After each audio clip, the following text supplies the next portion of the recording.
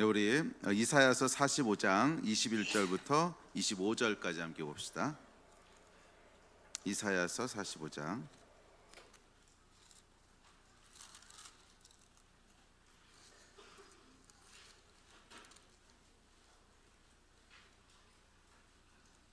이사야서 45장 21절부터 25절까지입니다.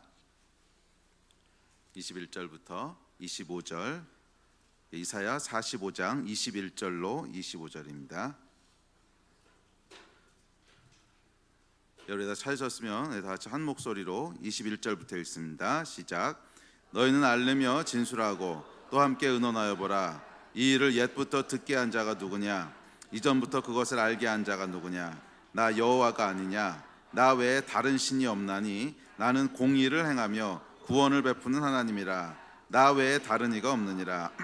땅의 모든 끝이여 내게로 돌이켜 구원을 받으라. 나는 하나님이라 다른 이가 없느니라.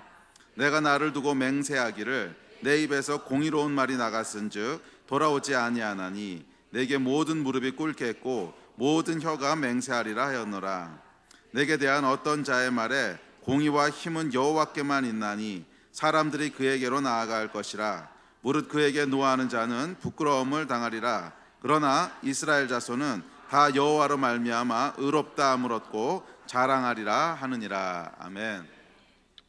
우리 하나님을 아는 지식에 대해서 살펴보고 있습니다.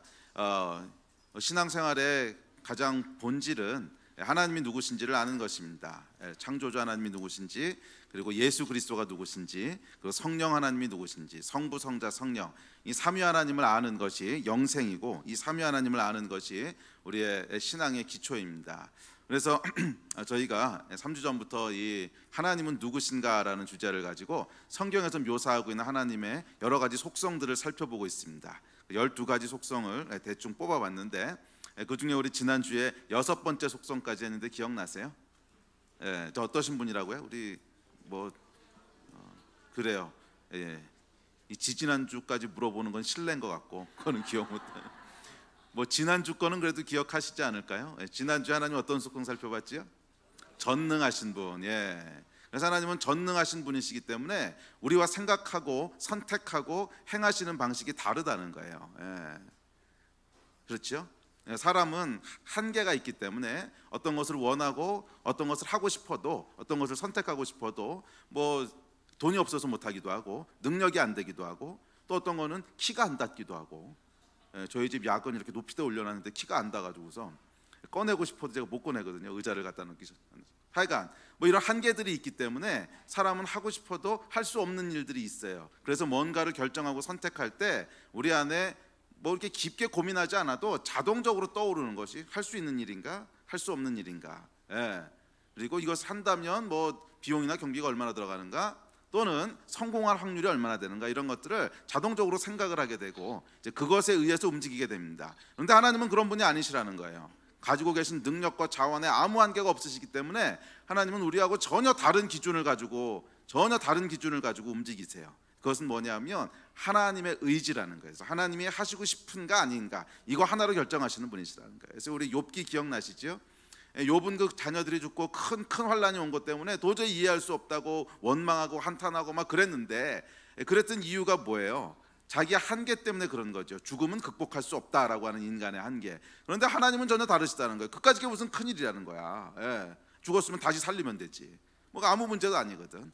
예. 잘 생각해 보세요. 사람을 만드신 분이 다시 살리는 거 못 하시겠냐고. 사람을 창조하신 분이 다시 살리시는 거 못 하시겠냐고. 안 되면 다시 만드시면 되지. 영원한 시간이 있으시기 때문에 우리 하나님께는 죽음이라고 하는 것은 아무런 고려할 조건이 아닌 거야. 그거는 전혀 고려할 대상이 아닌 거예요. 왜냐하면 죽으면 다시 살려내면 되는 거고, 영원한 생명이 주어져 있기 때문에, 영원한 시간이 있기 때문에. 그래서 여러분, 우리가 우리의 기준을 가지고 하나님을 제한하려고 하지 마시라는 거예요. 그분은 전능하신 분이세요. 네. 그다음에 또 하나 살펴본 게 뭐였죠? 거룩하신 분이라 그랬죠. 그래서 하나님은 거룩하신 분이시기 때문에 이 거룩이라고 하는 개념은 다르다, 분리되어 있다, 이런 뜻이라 그랬죠. 그래서 우리랑 다르신 분이라는 거예요.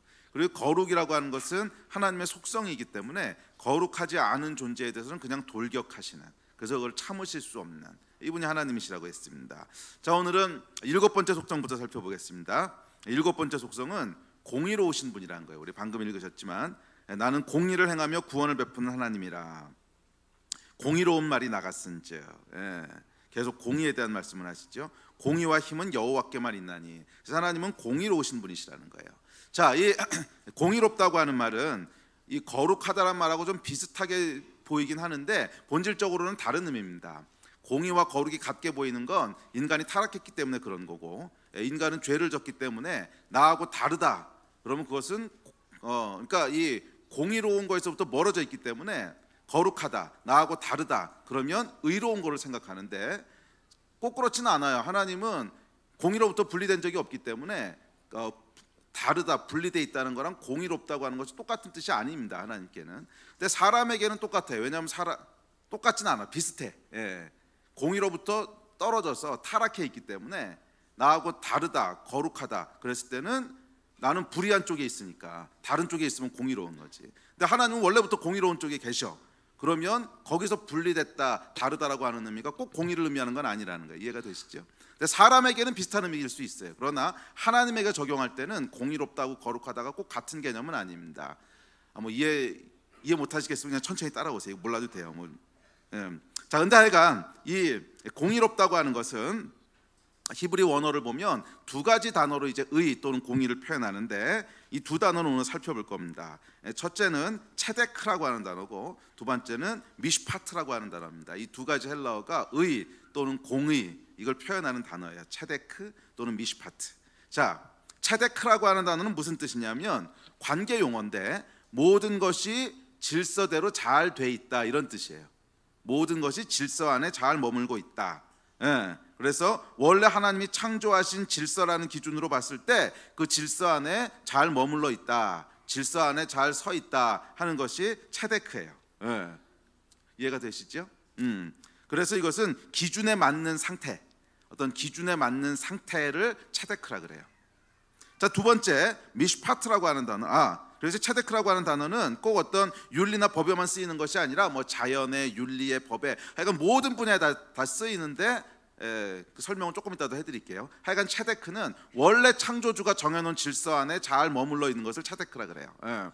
반면 미슈파트라고 하는 단어는 보통 공의라고 많이 이제 번역되는데 법적인 용어예요. 억울함이 없게 하는 것을 미슈파트라 그래요. 억울함이 없게 하는 것을, 그러니까 진짜 그야말로 공평한 거, 그걸 미슈파트라고 합니다. 자, 그래서 이 하나님의 공의라고 하는 걸 살펴보려면 이 두 단어를 살펴봐야 되는데 오늘 설교가 약간 철학적이고 어려워요. 그래서 약간 정신 바짝 차리고 잘 따라오십시오. 그래도 우리가 이 머리를 이게 하여간 쓰라고 주신 거잖아요. 그러니까 잘 생각하고 따라오시면요, 여러분도 와 나도 이런 걸 생각할 수 있다니 좀 뿌듯해지실 거예요. 그러니까 잘 따라오시기 바랍니다. 아멘.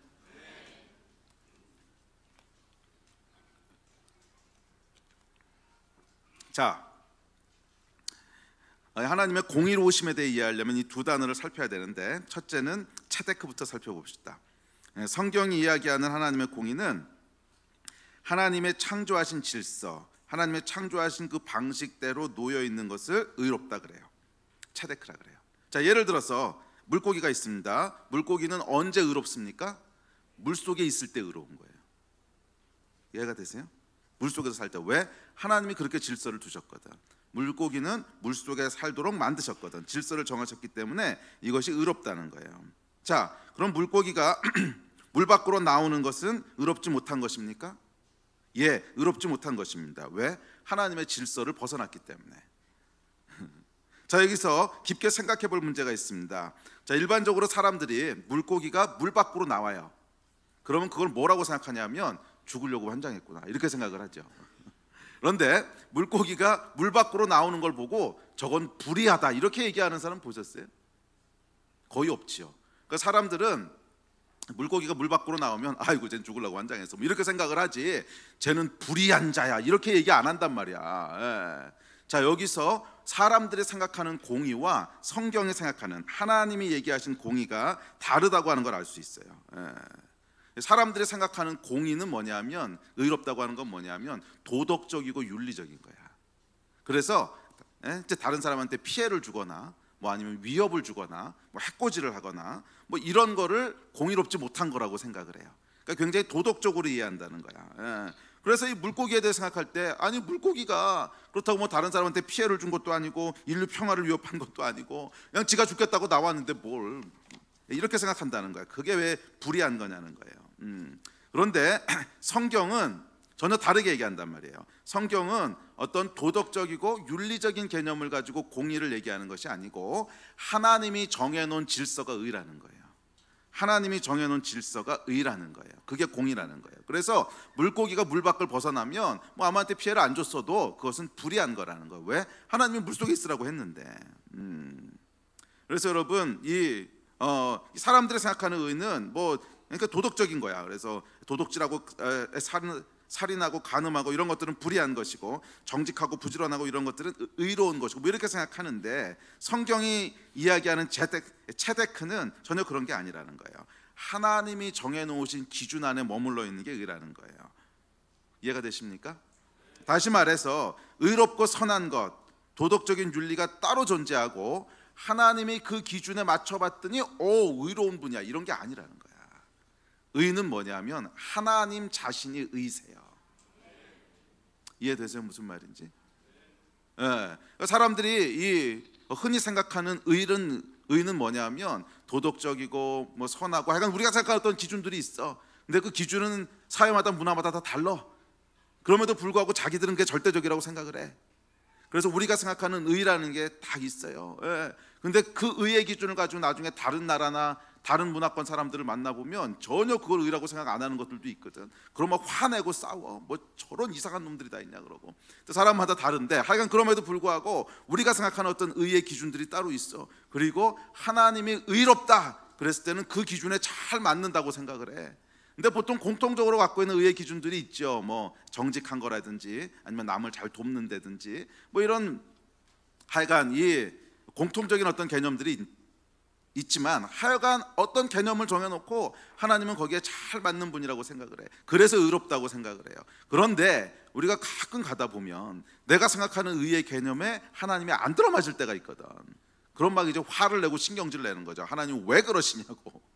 이게 이제 욥기에 나오는 내용이 다 그런 내용이죠. 하나님 왜 그러시냐고. 아니 공의로우신 분이시라면 이건 뭐냐고. 아니 공의롭다면 왜 악인은 오랫동안 배불리 잘 살면서 저렇게 살고 의로운 사람은 고생하다가 뭐 이런 고생을 다 당하고 왜 이러시냐고. 하나님 정말 의로우신 거냐고.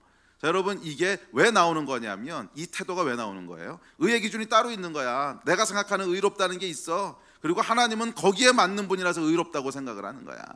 그런데 그 기준에 가끔 안 맞으면 이해가 안 되는 거야. 하나님 왜 그러십니까? 하나님 의로우시다면 이게 뭐 하는 짓입니까? 뭐 하는 짓입니까? 막 이러는 거지요. 그런데 여러분 성경은 그렇게 얘기 안 한다는 거예요. 의의 기준이 따로 있고 하나님이 그 기준에 잘 맞아서 공의로운 분이 아니야. 하나님은 체덱, 그게 뭐예요? 의가 뭔지를 결정하는 분이시라는 거예요. 하나님은 의가 뭔지를 결정하는 분이시라는 거야. 잘 따라오고 계세요? 하나님이 A다 그랬으면 A가 은 거고, 하나님이 B다 그랬으면 B가 의인 거고, 하나님은 너는 죽어라 그러면 죽는 게 의인 거고. 무슨 말인지 아시겠어요?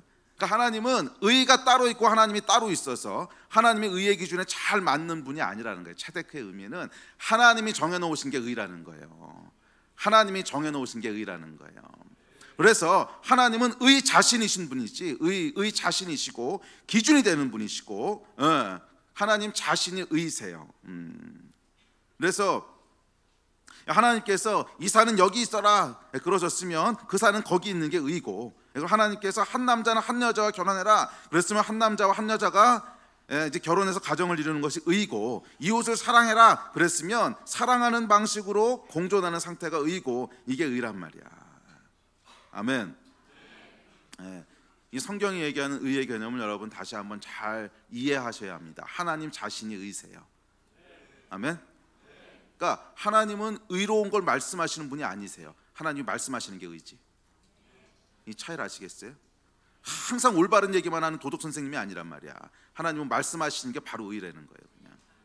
아멘. 자, 그런데 여러분 그거 아세요? 한 2, 3년 전에 정의란 무엇인가라는 책이 빅히트를 쳤죠. 혹시 읽어보셨어요? 읽어보진 않았지만 사시긴 하셨을 거야 아마. 이거 사서 펼쳐보신 분들은 속았다 이런 생각 드셨을 거예요. 굉장히 어려운 책입니다. 이게 쉬운 책이 아니고. 근데 그럼에도 불구하고 아주 어려운 내용을 굉장히 설명을 잘해놓은 책이긴 해요. 굉장히 어려운 내용을 굉장히 설명을 잘해놓은 책인데, 그래서 뭐 기회 되면 한 번씩 읽어보십시오. 특별히 젊은이들 한 번씩 읽어보세요. 아주 좋은 책입니다. 근데 이 책의 그 내용은 알겠지만 정의가 과연 무엇인가, 의가 무엇인가에 대해서 고민하는 철학자들의 고민이에요. 도대체 의의 기준은 뭔가, 뭐가 의로운 건가, 이거 가지고요. 그래서 이 책 읽어보시면 지난 하여간 수천 년 동안 철학자들이 겁나게 고민한 거 알 수 있어요. 정의가 뭔가, 의가 뭔가. 그래서 대충 한 세 가지 정도의 기준을 소개를 합니다. 의의 기준이라고 소개하는데, 첫째는 사람들의 행복을 증진시키고 고통을 줄여주는 것이 의다라는 행복의 관점이 있고, 둘째는 사람들의 권리를 보호해주고 자유를 보장해주는 게 의다 하는 자유의 관점이 있고, 셋째는 사람들 안에 공통적으로 내재되어 있는 어떤 미덕이 있을 거다. 근데 이건 아주 사실은 최근에는 뭐 이렇게 이야기하는 사람 별로 없는데, 하여간 굉장히 고대적인 생각인데, 하여간 사람 안에는 뭔가 의라는 개념이 내재되어 있을 거다. 그래서 그러잖아요. 뭐 사람을 죽이는 거는 악하다, 다들 공통적으로 이렇게 생각하니까 어떤 의라는 개념이 사람 안에 내재된 게 있을 거다. 그걸 미덕이라고 불렀는데, 하여간 이것에 의지하는 관점, 그러니까 세 가지 관점이 있다는 걸. 근데 이걸 오늘 다 살펴볼 필요는 없고, 하여간 결론을 얘기하면 뭐냐면, 많은 철학자들이 겁나게 고민했는데도 불구하고 결론은 뭐냐면 정의의 기준이 뭔지 애매모호하다는 게 결론이에요. 애매모호하다. 뭐를 의라고 불러야 되냐. 왜냐하면 이 문화에 가보면 이런 걸 의라고 부르고, 저 문화에 가보면 저런 걸 의라고 부르고, 다 다른데 이걸 따지고 들어가 보면 다 말이 되고 또 동시에 다 말이 안 돼. 그래서 의의 기준이라고 하는 게 참 어렵다는 거예요. 그래서 결론은 참 어렵다, 애매모호하다. 그럼에도 불구하고 우리가 최선을 다해서 찾아가면 인류의 복지가 있을 거다. 뭐 이런 게 이제 결론인데, 근데 여러분, 이것이 정의의 기준이 왜 애매모호한가? 당연합니다. 왜냐하면 의는 곧 하나님이시기 때문에 그래요. 의는 곧 하나님이신데, 하나님을 빼버리고 나서 의가 뭔지를 찾으려고 하니까 이게 되겠어요. 의는 곧 하나님이시고 의가 뭔지를 결정하신 분이 계신데, 그분을 빼버리고 나서, 인간이 하나님을 제외해버리고 나서 의가 뭔가, 의의 기준이 뭔가 아무리 머리 굴리고 아무리 해봐야 애매모호한 것밖에 안 나오는 거지. 애매모호한 게. 그래서 여러분, 아직도 이게 결론이 안 난 얘기예요. 의가 뭔가. 그래서 뭐 사실은 이렇게 해보고 저렇게 해보고 해도 다 애매모호하다는 거지. 애매모호하다는 거지. 이게 이제 어떤 방식으로 애매모호한지가 예를 하나 들어 설명해 드릴게요. 뭐 이 세 가지 관점을 다 살펴볼 필요는 없고, 가장 많이 생각하는 이 공리주의를 가지고 생각해 봅시다. 공리주의가 뭔지 아시죠? 행복. 그러니까 의가 뭔가, 여러분 그 많이 하시는 말 중에 최대 다수의 최대 행복 뭐 이런 거 있잖아. 가장 많은 사람이 가장 큰 행복을 얻게 하는 것이 곧 의다. 뭐 이런 게 이제 공리주의의 주장인데, 나중에 뭐 이것도 이제 문제가 많으니까 많이 수정을 하긴 하는데, 하여간 가장 간단하게 얘기하면 최대 다수의 최대 행복이 의라는 거예요. 가장 많은 사람이 가장 큰 행복을 얻게 하면 그게 의로운 거 아니겠느냐, 뭐 이런 거죠. 근데 여러분, 사실은 이런 관점을 가지고 의를 설명하려고 하면 굉장히 어려움에 봉착하게 되는 거 아십니까? 사실은 거의 불가능해요. 거의. 그러니까 이걸 가지고 의를 설명하기는 거의 불가능해. 왜 그러냐면 제가 이유와 결론을 다 말씀드렸죠. 의는 누구세요? 하나님이세요. 하나님을 빼버리고 의를 설명하려고 하니까 복잡한 문제들이 생기는 거야. 자, 예를 들면 이런 겁니다. 만약 최대 다수의 최대 행복이 의라면, 최대한 많은 사람에게 가장 큰 행복을 주는 것이 의라면, 자, 질문을 하나 던집시다. 로마 시대에요, 콜로세움에서 그리스도인들을 잡아다가 사자밥이 되도록 했죠. 그 안에서 검투사들이 막 검투해가지고 사람 죽이고 이랬죠. 그리고 그것에 열광했던 로마 시민들이 있습니다. 자, 이걸 생각해보면 여러분, 비록 소수의 사람이 목숨을 잃는 고통을 당했지만 그 고통의 합보다 수십만, 수천만은 모르겠지만 수만 수십만의 사람들이 엄청난 쾌락과 아드레날린이 막 분비됐거든. 사람 죽는 거 보고. 그 쾌락의 합을 더했을 때 어떤 게 크겠어요? 당연히 수천, 수천, 수만, 수십만 사람이, 그래 뭐 검투다 두 명이 싸워가지고 한 명 죽었어. 딱 한 명 죽은 거거든. 그러면 한 명 죽었는데 수만 명의 사람이 어마어마한 아드레날린과 뭐 도파민과 막 이런 게 분비됐어. 그래서 행복했어. 그러면 여러분, 이 최대 다수의 최대 행복이란 관점을 놓고 보면 의잖아. 근데 이걸 의라고 얘기하기는 마음이 좀 꺼림칙하지요. 꺼림직하죠. 맞아요. 그럼 이제 질문이 이상하다. 그건 좀 아닌 것 같은데, 과연 의라는 것이 단순한 숫자의 합인가? 한 명 죽고 수천 명 행복해 하고, 그러니까 이게 의다, 이렇게 얘기할 수 있는 건가? 자, 또 다른 예를 하나 들어볼게요. 이건 실제 있었던 일입니다. 이게 영국 사람들이었을 텐데 4명이요 바다 한가운데서 표류를 하게 됐어요. 조그만 보트 하나 타고 4명이 표류를 하게 됐는데 한 1주, 2주, 뭐 3주가 지났는데 먹을 것도 다 떨어지고 마실 것도 없고 이제 굶어 죽게 생겼어. 그러니까 이대로 가면 다 죽는 거야. 그래서 4명이 합의를 해가지고 투표를 합니다. 한 명을 잡아먹고 3명이 살자. 뭐 이거 어쩔 수 없는 거예요. 뭐 아니면 4명이 다 죽게 생겼으니까. 그래서 투표를 해가지고서 결국 한 명을 잡아먹어요. 한 명을 잡아먹고 생명을 연장해서 이 3명이 구조를 받아요. 이게 실제 있었던 일이거든. 이제 구조를 받습니다. 자, 이것도 이제 공리주의 입장에서 접근해 봅시다. 원래 4명이 다 죽었어야 돼요. 근데 한 명만 죽고 3명은 해피엔딩으로 끝났어. 그럼 여러분 어떤 게 더 행복을 증진시킨 거예요? 4명 다 죽는다. 그럼 여러분 4명 다 죽으니까 이거는 뭐 행복지수 제로죠. 그리고 고통지수는 한 사람당 100씩만 잡아도 400이야. 그럼 가족들 4명 다 죽었을 때 가족들이 느낄 그 엄청난 고통을 한 사람당 50씩만 잡아도, 한 사람당 가족이 10명씩이라면 500씩 해가지고 2000이야. 그러니까 고통지수가 이렇게 나온다고. 근데 한 명 죽고 3명 살았어. 그러면요 이 한 명이니까 그 고통을 약간 4분의 1로 줄어들죠. 반면 살아 돌아왔을 때 그 가족과 이 사람들이 느꼈을 희열과 아드레날린의 양은 어마어마하겠지. 그럼 비교해 보면 여러분 두 케이스 중에 어떤 게 더 행복을 증진시킨 거예요? 당연히 한 명 죽이고 3명 산 거지. 그러면 이거를 의라고 얘기할 수 있느냐? 어떠세요? 목사님 이렇게 복잡하게 생각하세요? 아니야, 머리를 좀 써야 돼요. 우리 머리를 너무 안 써. 목만 쓰고 있지 우리는.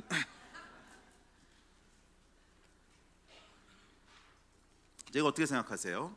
자, 근데 그 뒷이야기가 있습니다. 근데 이 사람들이요, 이거 밝혀졌어요. 나중에 한 명을 잡아먹었다고 하는 게. 그렇죠. 약간 4명이 있었는데 3명만 돌아왔으니까 한 명 어디 갔냐고 물어봤을 거 아니야. 그래서 이 사람들이 이제 솔직하게 다 얘기를 했어요. 참여를 했는데, 그래서 결국 재판에 붙여집니다. 이 3명이. 그리고 재판 결과는 어떻게 나왔을까요? 재판 결과는 유죄로 나왔어요. 살인. 여러분 이게 참 헷갈리잖아요. 그럼 4명 다 죽으란 말이냐? 그럼에도 불구하고 재판장에서 뭐라 그랬냐면 사람이 사람을 죽이는 건 어떤 상황이든지 간에 살인이다. 그걸 어떻게 다르게 표현하냐? 잖아요. 그게 바다 한가운데서 했던 아니면 뭐 어쩔 수 없이 극한 상황에서 했던, 하여간 사람이 사람을 죽인 건 살인이다. 그것도 뭐 정당방위하기 위해서 죽인 것도 아니잖아. 그 사람이 나를 죽이려고 해서 죽인 것도 아니고 그냥 지가 살기 위해서 한 명 죽인 거니까 이건 뭐 살인이라고밖에 표현할 게 없다. 그래서 이 사람은 결국 살인으로 기소가 됐습니다. 자, 그럼 도대체 여러분 뭐가 의냐는 거예요. 많은 사람들의 행복을 증진시키기 위해서 다 죽는 것보다 한 명 죽고 3명 사는 게 낫다고 생각했는데 또 보면 그건 살인이라고 그러지. 이게 여러분, 그래서 하여간 3명 살자고 한 명 잡아먹은 것을 의라고 얘기하기엔 뭔가 불편하죠. 이게 안 불편하시다면 심각해요 여러분. 그럼 정신 감정을 좀 받아보세요. 이거 불편하죠. 그걸 끄떡끄떡 하시네요. 왜 불편한 줄 아세요? 우리 마음 가운데 사람의 생명이 단순한 숫자의 합으로 설명할 수 있는가 하는 불편함이 있는 거예요. 사람의 생명이 단순히 그냥 숫자로 이렇게 더하고 빼고 하는 걸까? 뭐 이런 불편함이 있는 거예요. 맞아요 여러분. 성경이 뭐라고 선포하냐면 성경이 다르게 얘기해요. 인간은 무엇과도 바꿀 수 없는 존귀함이 있는 존재라는 거예요. 인간은 천하보다 존귀하다는 거예요. 왜? 사람은 하나님의 형상으로 지음받았기 때문에 천하와도 바꿀 수 없는 존귀함이 있다. 그래서 여러분 이 구약 성경에 보면 사람이 다른 사람의 생명을 뺐으면, 생명을 취하면 자기 생명으로밖에 갚을 수 없다 그래요. 그 이야기는 뭐야? 다른 어떤 걸 갖다 줘도 인간의 생명하고 바꿀 수 없다는 거야. 자기가 아무리 재산이 많아도 천하를 다 소유했어도 그거 가지고는 안 되고 사람의 생명은 생명으로만 갚으래요. 그 이야기는 뭐냐면 사람의 생명은 갚을 수 있는 게 없다는 거야. 천하하고도 바꿀 수 없다는 거야. 왜? 하나님의 형상을 따라 지음받았기 때문에 인간은 숫자로 저울질할 수 없는 존귀함이 있는 존재라는 거예요. 이게 하나님이 정하신 기준이에요. 아멘. 하나님이 그렇게 정하셨기 때문에 이게 의라는 거예요. 아멘. 그래서 의하고는 약간 다른 얘기긴 한데 여러분 그거 아세요? 세상에 어떤 사상도 어떤 철학도 어떤 종교도 인간에 대해서 이렇게 얘기하고 있는 사상은 없어요. 그래서 사실은 기독교 윤리학자들이 연구하고 사고하고 생각해본 결론은 뭐냐면, 성경 하나님을 제외하고 나면 인간이 존귀하다라고 얘기할 수 있는 근거는 어디서도 찾을 수 없다는 거야. 아무리 생각해도 인간이 존귀하다고 하는 근거를 찾을 수 없. 그냥 인간도 자연의 한 부분인데, 뭐 자연의 한 부분일 뿐이지, 개나 원숭이나 소나 돼지나 그런 거에 연장선상에서 인간이 있는 거지. 그래서 뭐 인간이 특별한 존재라고 생각하지 마라, 인간도 자연의 한 일부일 뿐이다, 뭐 이딴 얘기들 하잖아요. 그러니까 이게 여러분 뭐 그렇게 갈 수밖에 없어. 성경을 제외하고 나면, 기독교를 제외하고 나면 인간이 더 특별한 존귀함이 있는 존재라고 하는 것을 설명할 근거가 없어요. 인간이 존귀한 이유는 딱 하나예요. 하나님이 존귀하다고 하셨기 때문에 그런 거예요. 인간이 존귀한 이유는 딱 하나예요. 하나님이 자기의 형상을 따라 만드시고 그 무엇으로도 인간의 존귀함을 대체할 수 없다고 선언하셨기 때문에 인간이 존귀한 거예요. 이게 하나님의 의예요. 아멘. 자, 다시 한번 여러분 이야기합니다. 체데크가 뭐라고요? 하나님의 질서 속에 있는 거예요. 그래서 하나님은 의로우신 분이 아니라 하나님은 바로 의 자체세요. 하나님은 의로운 말씀을 하시는 분이 아니라 하나님이 말씀하시는 게 의예요. 아멘. 자, 이 선상에서 얘기하면 여러분, 동성애가 왜 불의한 겁니까? 그렇지. 그럼 답이 바로 나오지. 하나님이 결혼은 한 남자와 한 여자가 하는 거라고 했다고. 로마서에 보면 결혼은 한 남자와 한 여자가 하는 거라고 했다고. 이게 하나님이 정하신 기준이고 이게 의라는 거예요. 예. 그래서 이 의에서 벗어났기 때문에 뭐 동성애는 뭐라고 얘기하든지 간에 이건 죄라는 거야. 예. 아멘. 아니, 죄라는 표현보다는 불의가 더 맞아요. 하나님의 질서에서 벗어난 거라는 거지. 아멘. 참, 이 얘기 마음 놓고 할 수 있는 날도 얼마 안 남은 것 같긴 하네요.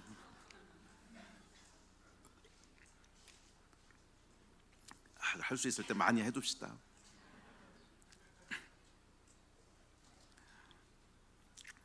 자, 그런데 이 의에는 중요한 속성이 하나 있는데, 그건 뭐냐면 의에는 복이 있다는 거예요.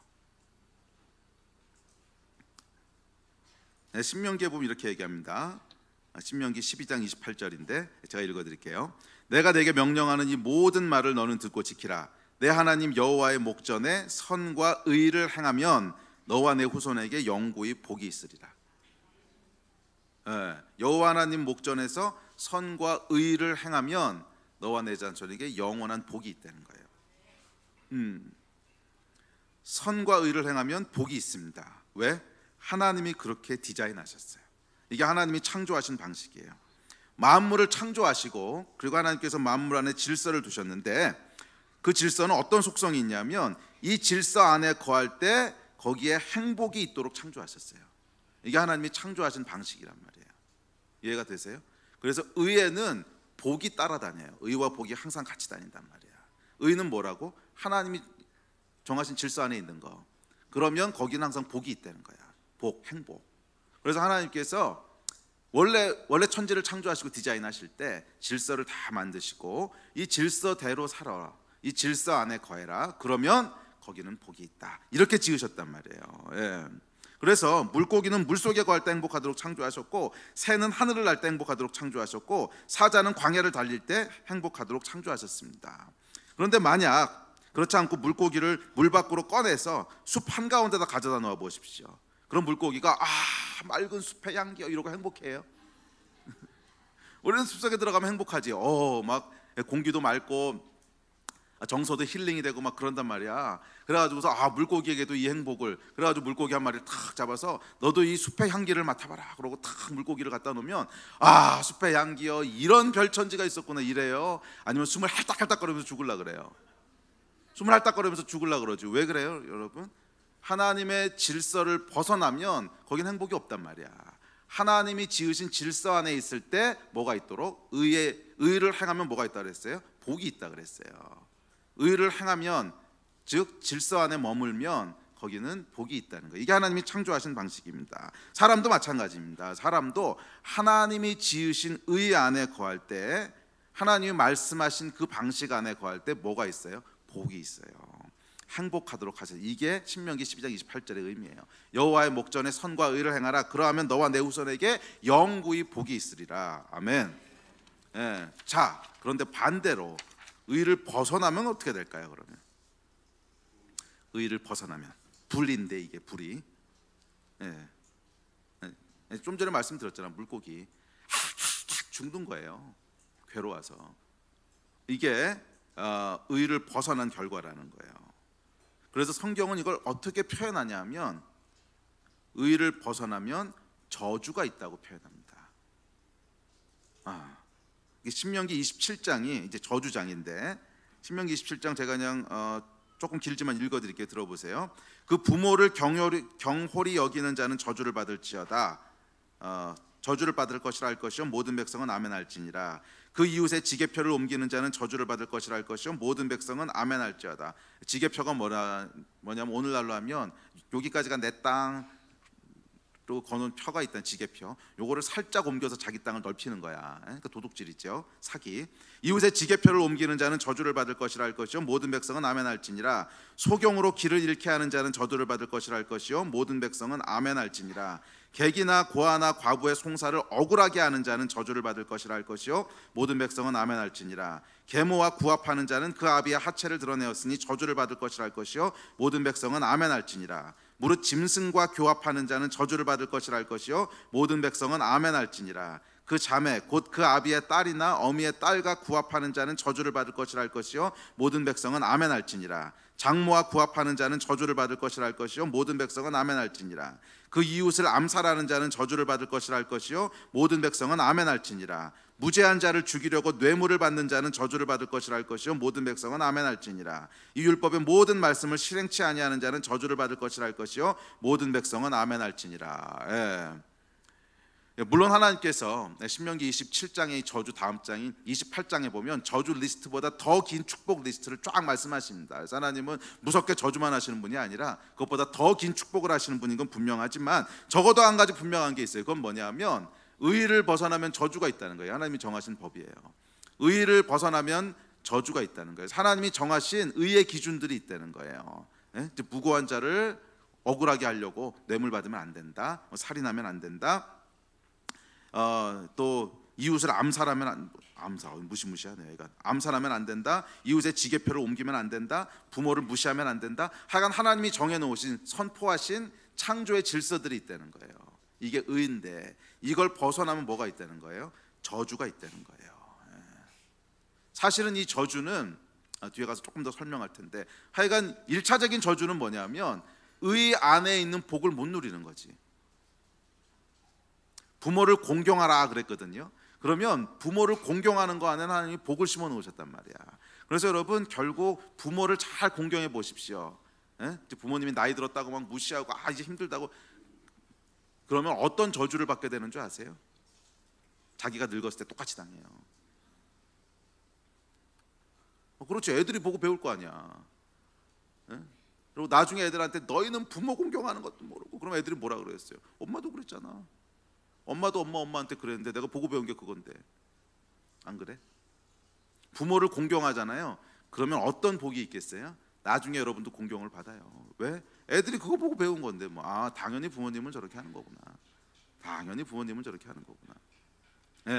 하여간 그 안에는 여러분 그거 외에도 수많은 복을 하나님이 심어 놓으셨어요. 부모의 유업을 물려받게 되고, 부모에게 준 분깃을 내가 유업으로 받게 되고, 그러니까 많은 복들을 심어 놓으셨는데, 하여간 이 의에서 벗어나면 어떻게 되겠어요? 그 복들을 못 누리는 거지. 1차적인 저주고, 이것 플러스 하나님께서 심판하시는 저주가 있어요. 이걸 저주라기보다는 심판이라고 표현하는 게 더 좋긴 한데, 하여간 이 저주라는 것은 의의 두 번째 의미인 미슈파트하고 연결되는데, 그것은 공평하게 하기 위한, 억울한 사람을 없게 하기 위한 하나님의 어떤 조치가 있다는 거예요.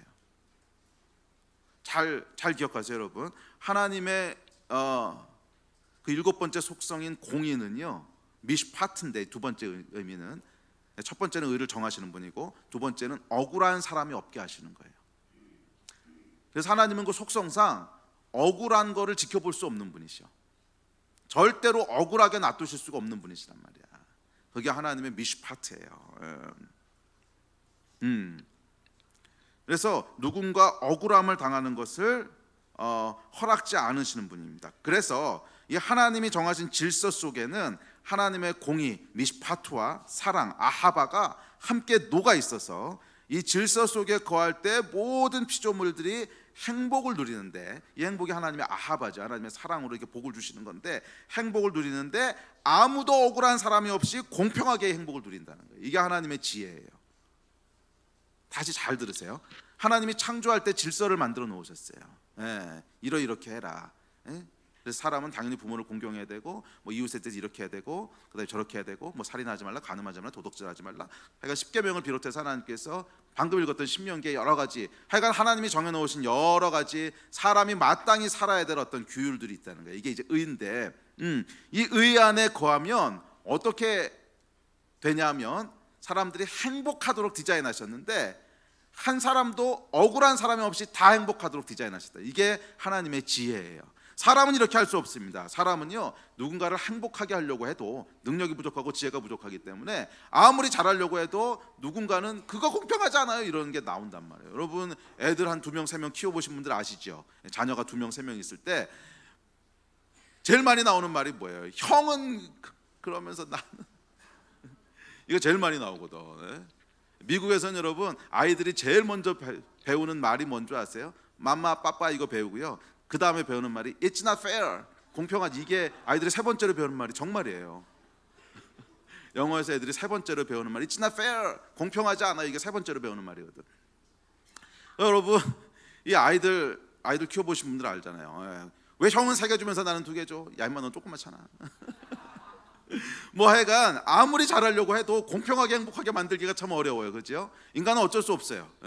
그리고 또 누구를 너무너무 사랑해서 잘해주면 편애가 돼가지고 다른 사람들이 뭔가 손해를 보게 되고, 우리 애가 예쁘다고 막 감싸안고 우리 새끼 그래가지고 버릇없이 키우면 주변에 뭐 식당 갔을 때 다른 사람들이 피해를 보고 시끄럽게 막 떠다니는데 어이구 왜 그래요 뭐 이래가지고 이제 손해보고, 하여간 우리는 누군가를 행복하게 하려고 하면 누군가 불행해지는 사람이 생기고, 다 똑같이 대해주려고 해도 그게 잘 안 되죠. 이게 사람 지혜가 안 돼요. 근데 하나님은 그런 분이 아니시라는 거야. 완벽한 지혜 가운데 있으셔서 하나님의 미시파트와 아하바를 가지고, 그 지혜를 가지고 어떻게 디자인하셨냐면 하나님의 질서 안에 머물면 모든 사람이 공평하게 행복하도록 만드셨단 말이에요. 아멘. 이게 하나님의 속성입니다. 완전한 질서, 이게 하나님의 의예요. 그래서 하나님은 모든 일에 있어서 이 미시파트의 저울을 균등하게 하십니다. 억울한 게 없게 하신단 말이야. 그 결과 하나님의 속성에서 어떤 게 나오냐면, 억울한 일을 당하면 어떻게 하시겠어요? 갚아주신다는 거예요. 이게 중요한 개념. 억울한 일을 당하면 반드시 갚아주신다는 거예요. 그래서 이사야서에 보면 이렇게 얘기합니다. 무릇 나 여호와는 정의를 사랑하며 불의의 강탈을 미워하여 성실히 그들에게 갚아주고, 내가 불의를 미워해서 불의한 일을 당한 사람이 있으면 그 억울함에 대해서 내가 갚아준다는 거예요. 보상해준다는 거예요. 또 사무엘 하에 보면 혹시 여호와께서 나의 원통함을 감찰하시니 오늘 그 저주 때문에 여호와께서 선으로 내게 갚아주시리라 하고, 다윗이 억울한 일을 당했거든. 그랬더니 하나님께서 선으로 갚아주실 거라 그러는 거예요. 또 잠언에 보면 가난한 자를 불쌍히 여기는 것은 여호와께 꾸어드리는 것이니 그의 선행을 그에게 갚아주시리라. 내가 가난한 자에게 내 물질을 줬어요. 그러면 이 물질에 대한 권리는 원래 나한테 있는 거거든. 그렇잖아요. 내가 열심히 땀 흘리고 열심히 고생해가지고 번 돈이야. 근데 가난한 사람이 있다고 그냥 줬어. 그럼 여러분, 물론 이건 좋은 일이지만 엄밀하게 경제적인 의미에서 봤을 때는 공평한 게 아니지. 내가 이래서 벌었는데 왜 저 사람이 공짜로 가져? 좋은 일이지만 하여간 미시파트라고 하는 저울로 봤을 때는 기울어진 거예요. 미시파트, 공평, 억울함이 없게 하는 저울이 있으시 하나님은. 근데 내가 열심히 열심히 땀 흘려서 막 알바 뛰고 잠도 못 자고 막 그래가지고 돈을 이제 벌었는데 불쌍한 사람이 있어 누굴 줬어. 그러면 억울해지는 거라고 이게. 그럼 하나님 어떻게 하신다는 거예요? 갚아주신다는 거예요. 그래서 이걸 뭐라 그런 거야? 가난한 자를 불쌍히 여기는 것은 여호와께 꾸어드리는 것이니 그의 선행을 그에게 갚아주시리라, 이렇게 말했습니다. 이해되세요? 무슨 말인지? 그래서 여러분, 지혜로운 자는 뭘 해야 되냐면 계속 억울한 일을 만들어야 돼. 정말이에요. 계속 억울한 일을 만들어야 돼.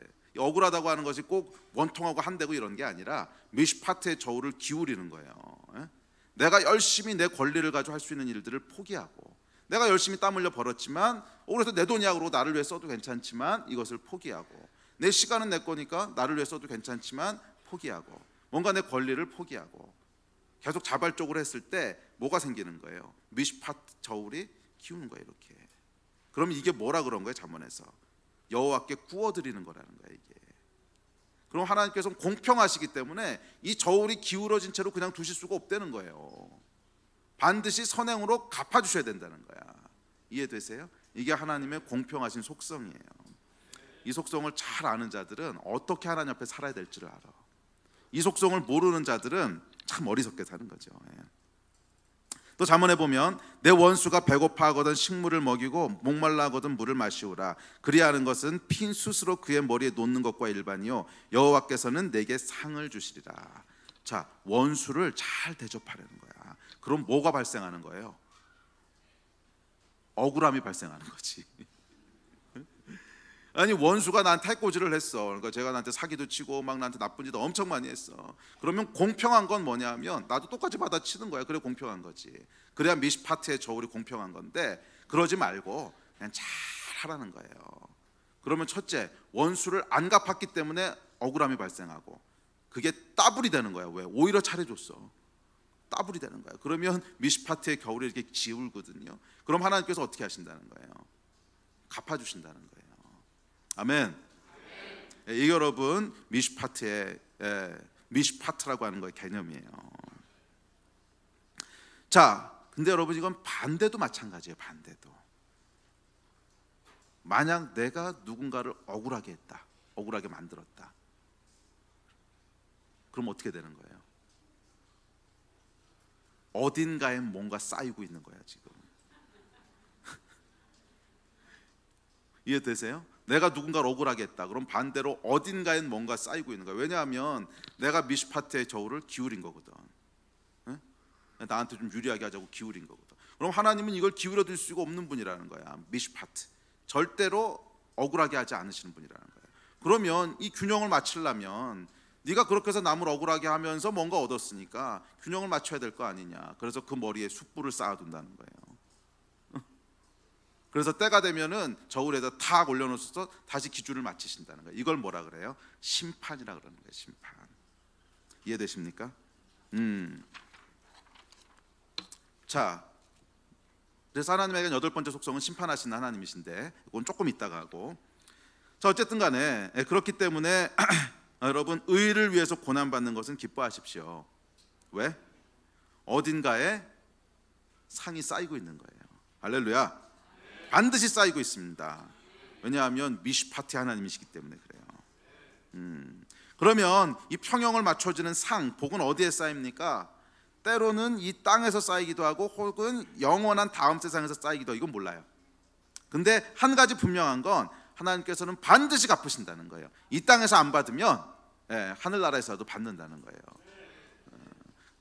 그래서 예수님이 그 말씀 하시잖아요. 이 땅에서 다 받은 사람은 저희 건 다 받았기 때문에 하늘에서 없다 그러잖아. 저희가 받을 상을 이미 다 받았느니라 이러시잖아. 그러니까 반드시 하나님께서는 공평하게 뭔가를 쌓아두고 계신데, 상, 복을 쌓아두고 계신데, 이 땅에서 다 받은 사람은요 그냥 그걸로 받고 이제 끝나는 거고, 이걸 못 받은 사람들, 이걸 못 받은 사람들, 그거는 어디서 받는다는 거예요? 하늘에서 받는다는 거예요. 이건 종말이라는 거예요. 그래서 순교자들이 복되다 그러는 거야. 의를 위해서 순교했어. 그럼 이 땅에서 받을 수 있는 기회가 없어. 그냥 마지막에 죽고 끝나서. 얼마나 억울해. 이게 하나밖에 없는 존귀한 목숨. 그러니까 이 어마어마한 상이 어디 쌓여 있는 거예요? 하늘에 쌓여 있는 거지 이게. 어쨌건 하나님은 미시파트시니까. 아멘. 하여간 하나는 분명한 것은 어딘가에는 쌓고 있다는 거예요. 이게 마태복음 5장의 팔복입니다. 팔복 제가 읽어드릴까요?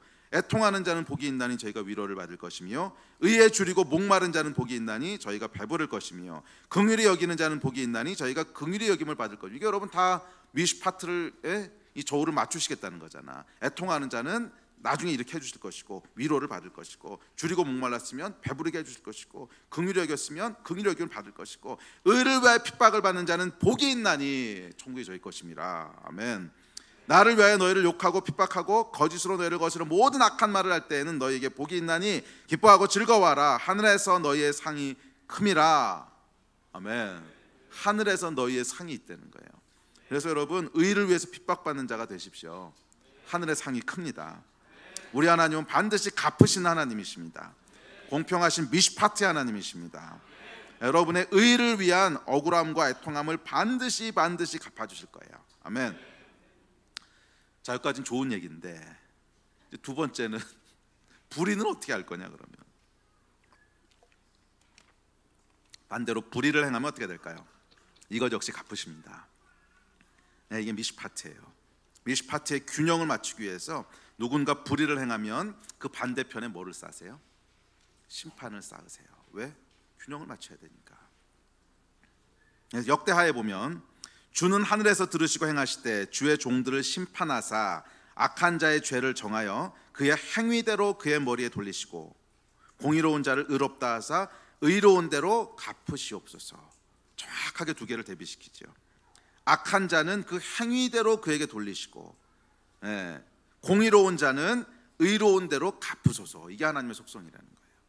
아멘.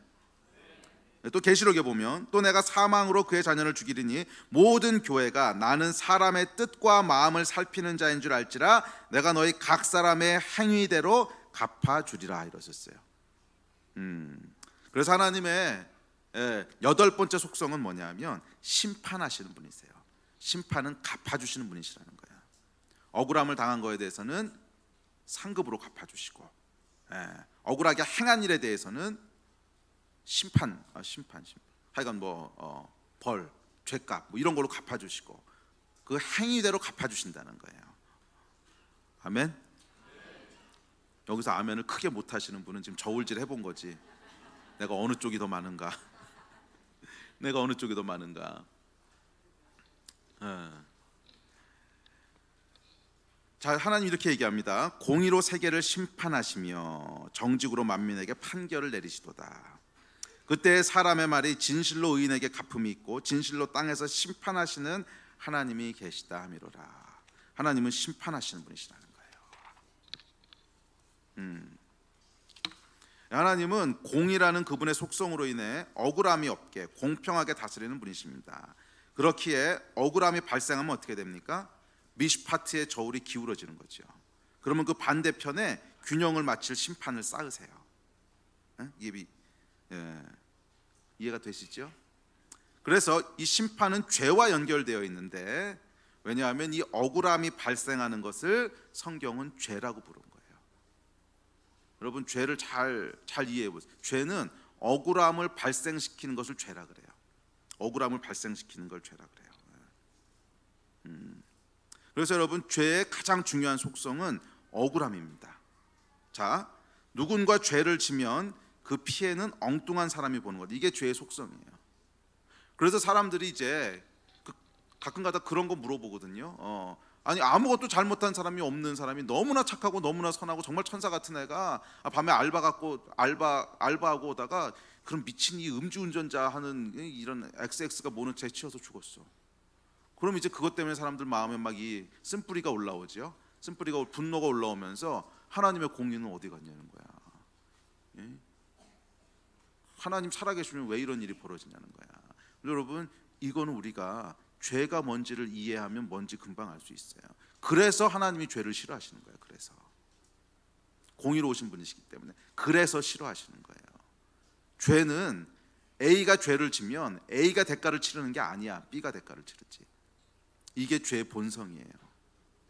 A가 도둑질을 하면은 A가 손해를 보는 게 아니야. 도둑 맞은 B가 손해를 보는 거지. A가 살인을 하면은 A가 죽는 게 아니야. 살해당한 B가 죽는 거지. 응? 이해가 되세요? 그러니까 죄의 속성은 뭐냐면 누군가 죄를 지면 그 피해는 억울함은 다른 사람이 지게 되는 거예요. 이게 죄예요. 그래서 하나님께서 죄를 싫어하세요. 아주 싫어하세요. 왜? 하나님은 미시파티 하나님이시거든. 공평하신 분이시거든. 억울함을 참지 못하시는 분이시거든. 근데 계속 이게 일어난단 말이야. 그래서 하나님은 죄를 미워하고 싫어하시는 분이세요. 그래서 사실은 아니 그런 일이 왜 벌어집니까? 하나님 어디 계십니까? 하나님 문제가 아니라 인간이 타락한 문제라는 거예요. 인간이 타락한. 이해가 되십니까?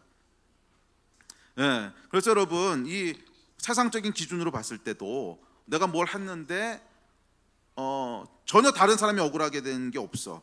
그리고 피해가 순순히 자기 자신에게만 왔어. 그러면 죄라고 안 그래요.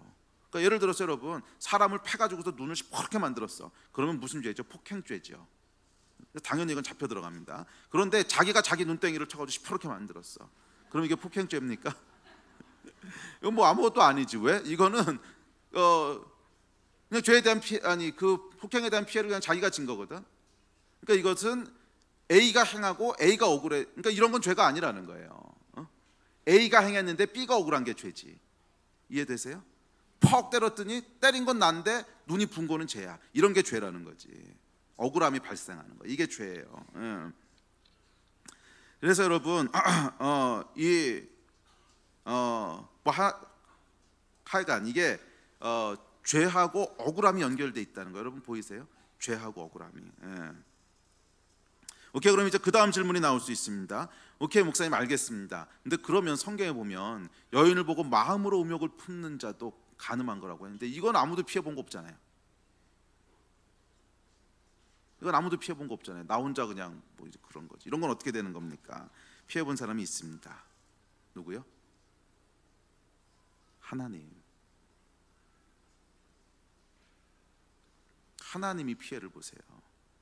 왜냐하면 하나님은 그 자녀들을 사랑하시거든. 하나님은 그 자녀들을 사랑하시거든. 우리 삶은 여러분 우리가 주인이 아닙니다. 우린 주인이 따로 계세요. 하나님이세요. 그리고 그분은 우리의 몸과 마음과 육신이 다 완전하고 깨끗하고 거룩하기를 원하세요. 근데 이걸 망치는 거니까. 하여간 우리 하나님께서는 사랑하는 자녀가 의에서 벗어난 것으로 인해 마음 아파하십니다. 자, 어쨌든지 간에 이 미시파트가 됐든 체데크가 됐든, 그러니까 체데크를 깨든지 미시파트를 깨는 게 죄인데, 체데크를 깼을 때는 다른 사람이 억울해지거나 아니면 창조주 하나님의 마음이 아프거나, 그러니까 이게 체데크를 깨는 거고, 미시파트는 억울함을 만들어내는 게 미시파트. 자, 이게 다 약간 죄하고 연결돼 있다는 거예요. 그래서 이 죄가 발생하면 어딘가는 억울함이 발생을 해요. 그래서 하나님께서 거기에다가 균형을 맞추시는데, 이게 뭐냐면 죄의 삭은 사망이요, 이게 하나님이 정하신 무게라는 거예요. 이 추가 있어, 추가. 이 저울을 맞추기 위한 추가 있는데 죄의 삭은 사망이라는 거예요. 거룩이라는 속성에서 살펴봤지만 이 공평은 하나님의 속성입니다. 뺄 수도 없고 바꿀 수도 없는 절대 속성이에요. 그렇기에 하나님은 억울함이 벌어지는 곳에 반드시 균형을 맞추실 심판을 찾으세요. 복음은 여러분 여기서부터 시작되는 거예요. 문제는 인간이 다 죄인이라는 거야. 모든 사람이 죄를 범하였으며 하나님의 영광에 이르지 못하더니. 잘 생각해 보십시오, 여러분. 멀리 갈 것도 없이 지난 일주일 동안의 삶만 눈을 감고 한번 잘 생각해 보십시오. 여러분 때문에 억울했던 사람이 있었어요, 없었어요? 일주일은 너무 짧을지 모르겠다. 일주일 동안 집에서 잠만 쳐자면 아무도 억울하게 안 했을 수도 있으니까 한 달 잡아봅시다. 한 달. 한 달 안에 여러분 때문에 억울했던 사람이 있었어요, 없었어요? 만약에 저 때문에 억울한 사람은 한 사람도 없었어요. 이 사람은요 무수한 사람을 억울하게 만드는 사람일 가능성이 많습니다. 자기가 뭘 했는지 모르는 거거든요. 이게 지금 자기가 뭘 했는지를 아는 사람은 그래도 좀 조심하는데, 자기가 뭘 했는지 모르는 사람은 무수한 사람을 억울하게 만들고 다녔을 거야 아마. 저는 아무도 억울하게 한 사람이 없는데요, 그럼 주변 사람들 인터뷰 해보면 걔 그렇게 얘기할 줄 알았어. 아이고 속 터진다, 걔 때문에 내가. 아마 분명히 그렇게 나올 거야 인터뷰에. 자, 다시 한번 묻습니다. 지난 일주일, 한 달 동안에 여러분 때문에 억울함이 발생했을까요, 안 했을까요? 했어요. 무수히 발생했어요. 무수히 발생. 여러분이 아는 것도 있고 모르는 것도 있고. 왜냐하면 우리는 죄인이거든. 타락했거든. 무수히 발생했어요. 무수히. 더 나아가 체데크는 어때요? 하나님의 의를 벗어난 적이 있습니까, 없습니까? 허구한 날 벗어나잖아. 허구한 날. 그 하나하나에 대해 공평하신 하나님의 속성으로 인해 미슈파트의 저울 다른 쪽에는 뭐가 쌓여요? 심판과 저주가 쌓인다는 거예요. 심판과 저주가. 악한 자의 죄를 그 행위대로 머리에 돌리시고 행한 대로 갚아주시는 우리 하나님. 우리 삶의 저울 저쪽에는 저주와 심판이 가득 쌓여 있습니다. 이게 현실이고 사실입니다. 하나님이 악하셔서요? 아니, 하나님이 공평하셔서. 그런데 여기까지 얘기하면요, 이건 이제 기독교가 아니고 이슬람이야. 정확하게 이슬람의 교리가 저울이거든요. 근데 이슬람은 그 저울을 가지고 어떻게 이해하냐면, 오케이, 내가 악한 일을 하면 여기 악한 게 막 쌓여. 근데 이거를 균형을 맞출 수 있는 게 뭐냐면 착한 일이야. 그래서 착한 일을 막 하면 균형이 맞춰진다는 거야. 그래서 성경은 그렇게 얘기 안 했어요. 착한 일의 미슈파트와 악한 일의 미슈파트는 따로 있어. 응? 다른 저울이야 이거는. 이해되세요? 완전히 다른 저울이야. 우리가 오케이 착한 일을 막 하면 오케이 우리의 착한 일 미슈파트가 이렇게 쌓이긴 해요. 그래서 하늘에 상급이 있을 거예요, 선한 일에 대한. 근데 그렇다고 악한 일을 해서 기울어진 걸 얘가 바로 잡아주는 건 아니야. 다른 저울이야 이거는. 응? 이건 상급을 받을 수는 있는데 악한 일에 대한 대가는요 어쩔 수 없어. 이건 그냥 미슈파트, 이거 그냥 기울어지지. 다른 저울인 거야. 그래서 이 저울은 여러분, 내가 착한 일을 함으로 인간의 의로, 인간의 선행으로, 인간의 공의로 우리의 악에 의해서 기울어진 미슈파트를 보정할 수는 없다는 거예요. 이게 성경의 선포예요. 그럼 이거는 누가 잡아주시는 거예요? 하나님이 잡아주시는 거예요. 그러니까 여러분 잘 생각해 보세요. 우리의 선한 행위도 악한 행위도 모두 다 누구 앞에서 하는 거냐면 하나님과 하는 거야. 하나님 앞에서. 우리의 선한 행위에 대한 미슈파트의 저울을 갚아주시는 분도 하나님이시고, 사람이 갚아주는 게 아니야. 하나님이시고, 악한 일에 대한 것도 하나님이 보정하시는 거고. 그러니까 내가 해가지고서 내가 지금까지 악을 이렇게 쌓았으니까 악덕을 없애려면 이걸 바로 잡아야지. 이게 인간이 가지고 있는 가장 큰 오해라는 거예요. 모든 종교와 모든 윤리와 모든 철학이 미슈파트의 저울이 하나라고 생각하는 거야. 그래서 이게 기울어졌으면 내가 선한 일을 해가지고 보정을 맞추면 되지 뭐. 아니라는 거야. 아니라는 거야. 하나님께서 그렇게 안 만드셨다는 거야. 미슈파트의 저울은 두 개라는 거예요.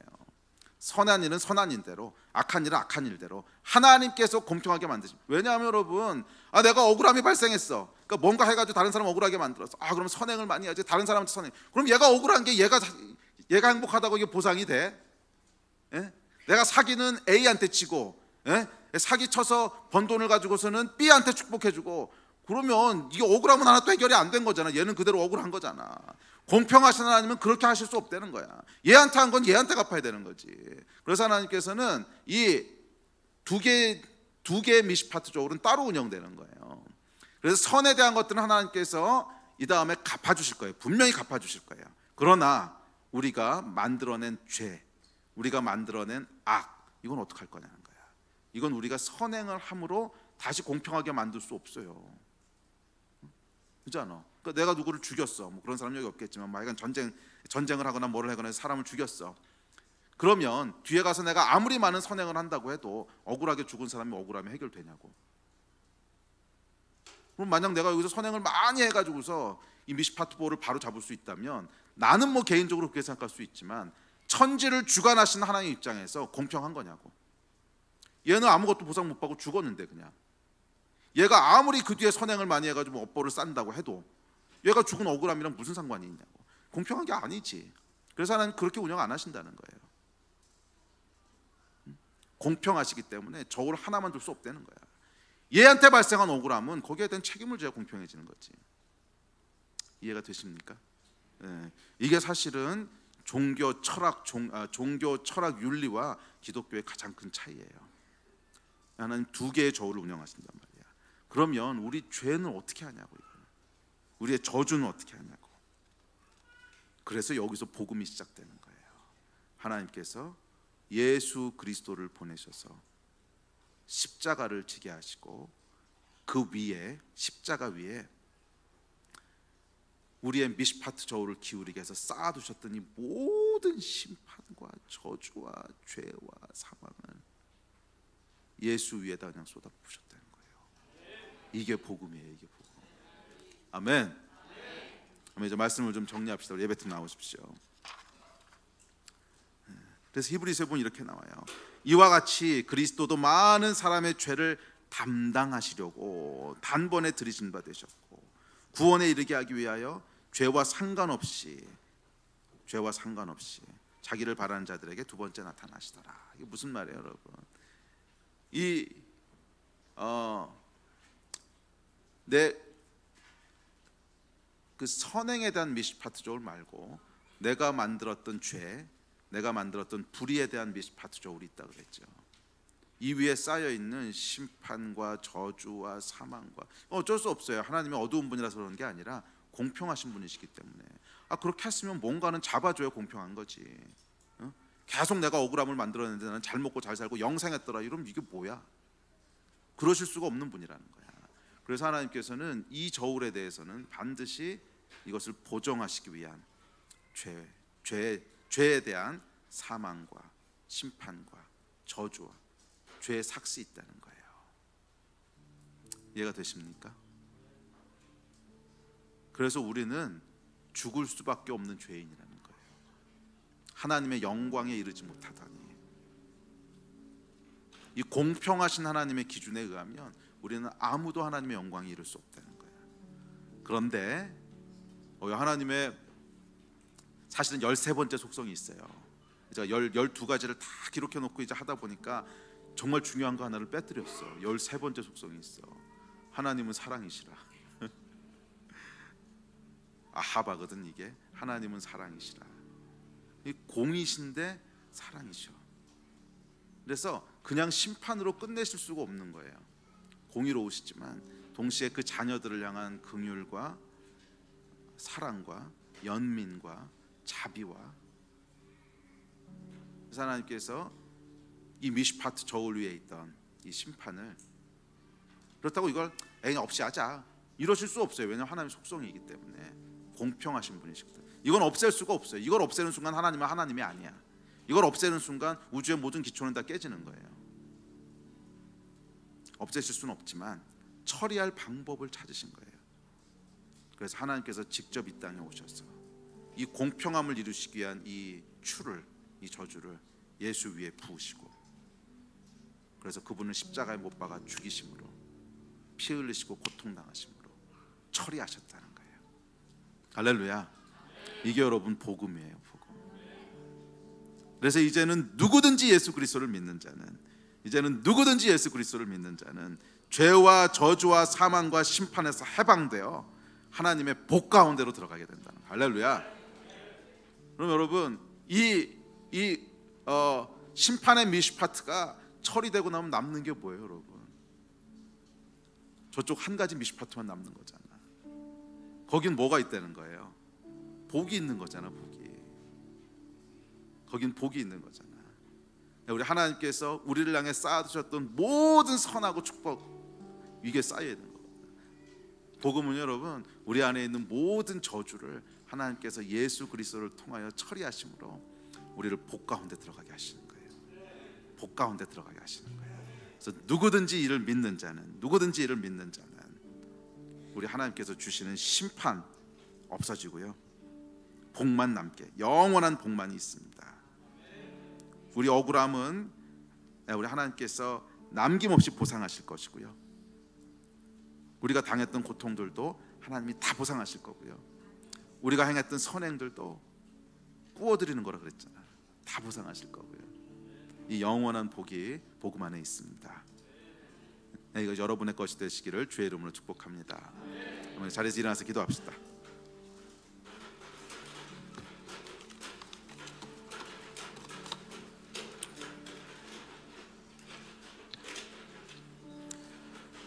기도합시다.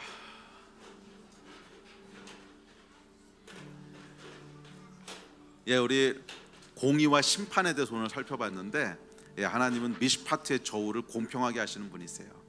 그래서 혹시 이 가운데 억울함을 당하신 분들이 있다면 오늘 하나님께서 하시는 말씀을 들으십시오.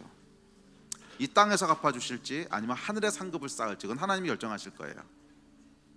그렇지만 분명한 건 하나님 갚아주세요. 그러면 여러분 기뻐하고 감사하시기 바랍니다. 그래서 이 갚아주시는 걸 알 때 우리 안에 있는 억울함이라고 하는 감정들이요 치유받을 수 있어요. 억울할 게 아니라는 거야. 억울할 게 아니라는 거예요. 우리는 공평하신 하나님을 믿지 못하면 억울한 감정이 생기지만 공평하신 하나님이 누구신지를 알게 되면 억울한 불필요한 감정으로부터 해방될 수 있어요. 혹시 이 가운데 억울함의 감정이 있으신 분들이 있다면 오늘 공평하신 하나님 앞으로 나아가시기를 축복합니다. 오늘 공평하신 하나님 앞에 나아가시기를 축복합니다. 혹시 이 가운데 아직 예수 그리스도를 모르는 분이 있다면 그냥 교회는 나와봤지만 아직 복음이 뭔지 잘 모르겠는데요, 이런 분이 있다면 오늘 예수 그리스도를 믿으십시오. 그분이 여러분의 모든 죄와 여러분의 모든 저주와 여러분이 만들어냈던 다른 사람 억울하게 했던 그 모든 것들을 십자가에서 다 처리하셔서 이제는 심판이 아니라 복만 남게 하셨어요. 이것을 믿는 자들, 누구든지 믿는 자들에게는 이 복이 임하게 하셨어요. 그래서 우리 한 2-3분 정도 같이 기도할 텐데 우리 하나님 앞에 나아가서 좀 정직하게 얘기하면서 기도합시다. 우리 안에 혹시 그런 억울함이 있던 분들은 오늘 정직하게 하나님, 내 안에 이런 억울함이 있었지만 하나님께서 갚아주실 것을 믿습니다. 하나님 공의로우신 것 믿습니다. 오늘 이 억울함들을 다 내려놓습니다. 우리 기도하시고요. 아직 죄를 회개하지 않으신, 아직 예수 그리스도 앞으로 돌아오지 않으신 분들은 예수님, 당신께서 나의 모든 죄와 저주를 처리하신 것을 믿습니다. 이제 이후로는 나에게 복된 삶만 남은 것을 믿습니다. 이렇게 기도하십시오. 그랬을 때 우리 성령께서 도우실 것입니다. 우리 한 2-3분 정도 합심해서 기도하겠습니다.